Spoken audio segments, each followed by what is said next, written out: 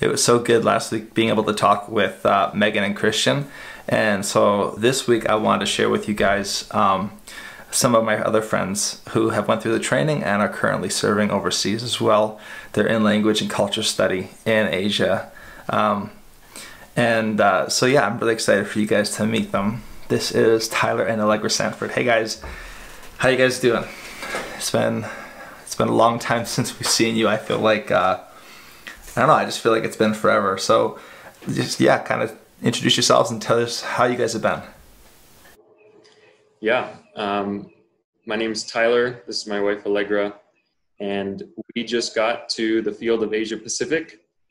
We are in the midst of learning the language and culture here, even with the coronavirus going on. We came right before it started and have deeply impacted by it, of course, but in some ways, it's been a real blessing. Yeah, we've been here in Asia Pacific for 4 or 5 months now, and we have one daughter. She's Maya. She's 18 months old, and she's been a huge blessing to have with us. She's such an icebreaker for getting to know people, so it's been really fun.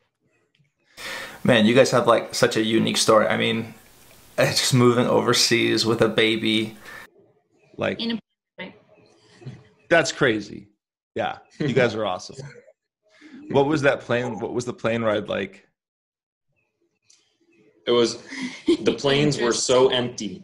Yes. That it was amazing. We had tons of space, and the hostesses were enthralled by Mariah and super helpful. Really long, and we hardly slept, but yeah, she didn't sleep great, but it was great otherwise. Yeah. How long were you traveling? We were traveling for 36 hours straight, so we pretty much missed 2 nights of sleep and arrived here in the morning and had to survive for a day. That we slept. It was rough. We were dizzy tired. Yeah.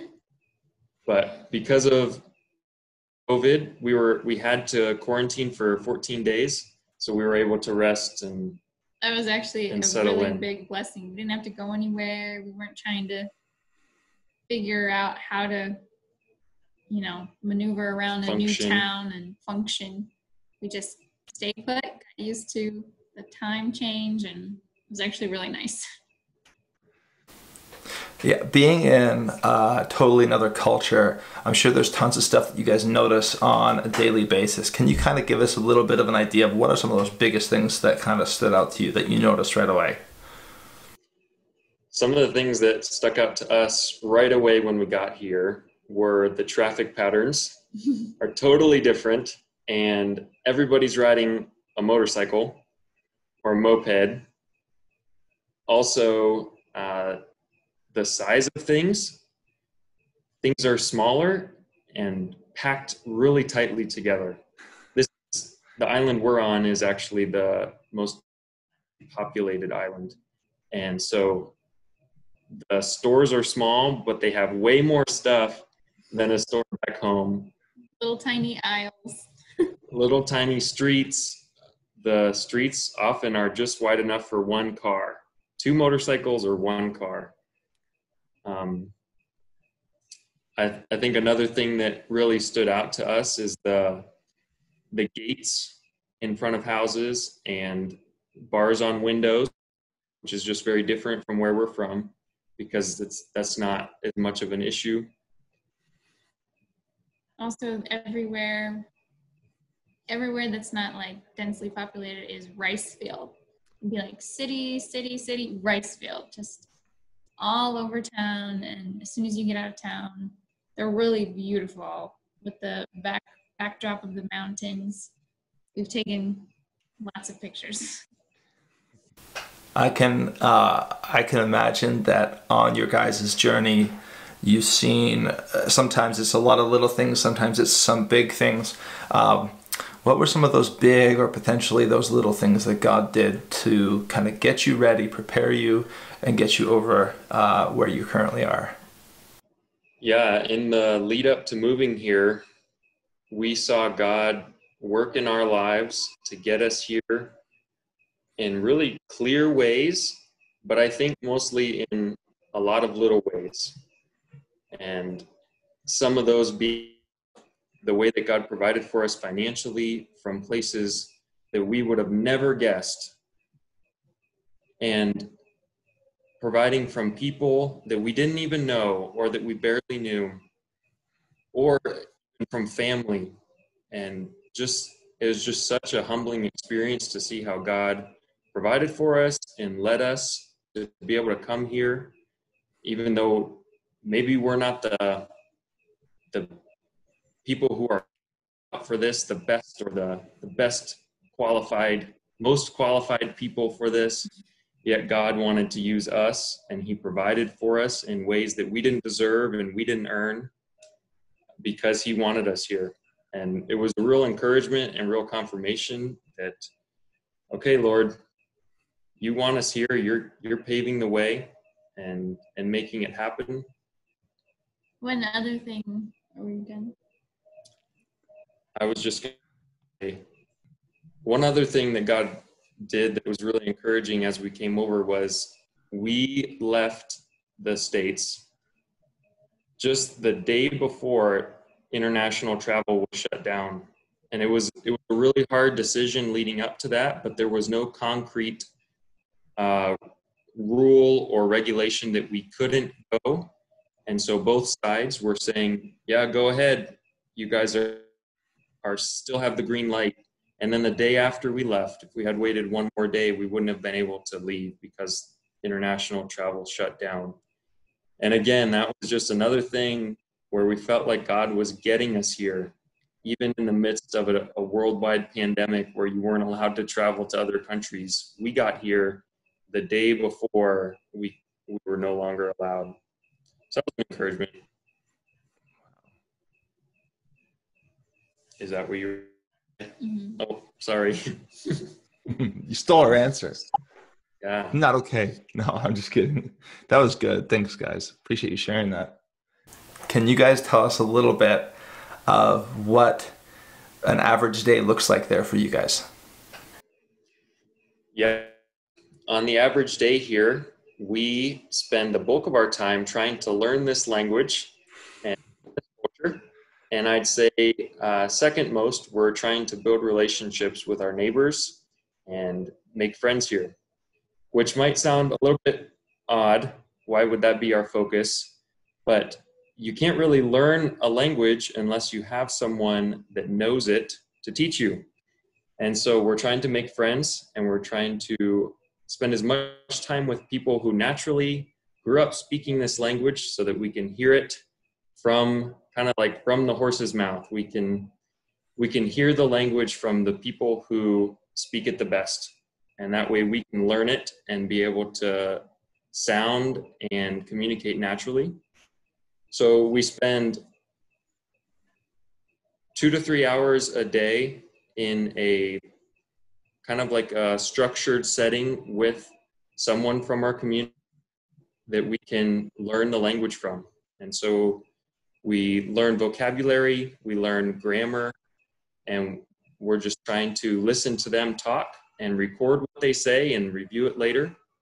And then after that, we review as well. And Allegra can share some of what we do.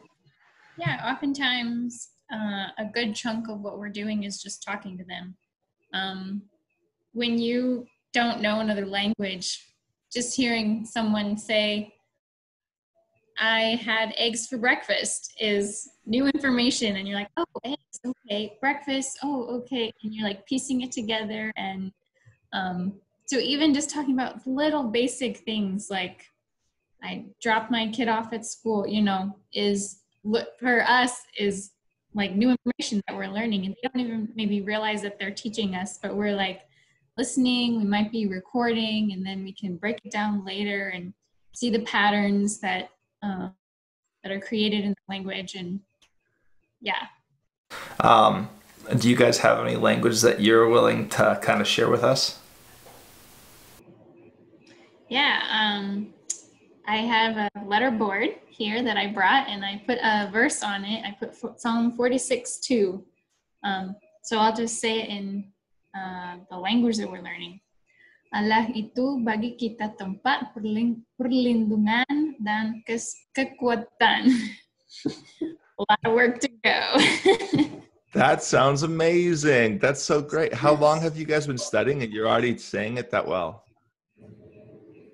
4 months. We've been studying Wow. for about 3.5 or 4 months now.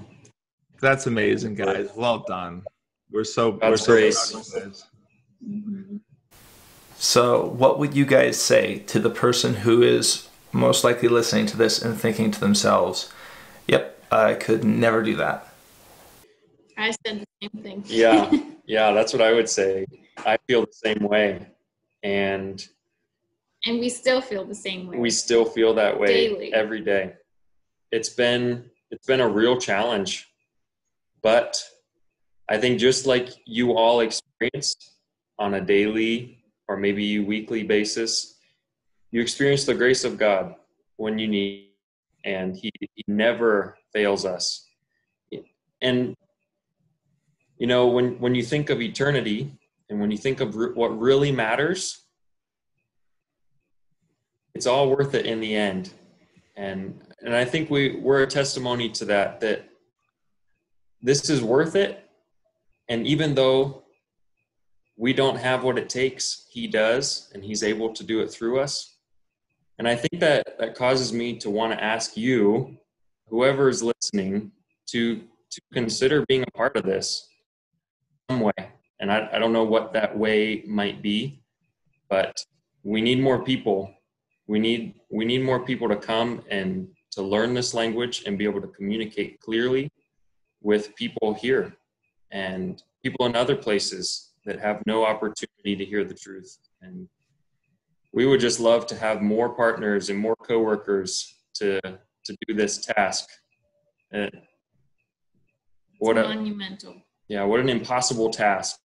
Yet God is the Lord of the harvest, and he will bring it in, and it will happen one of these years, one of these days.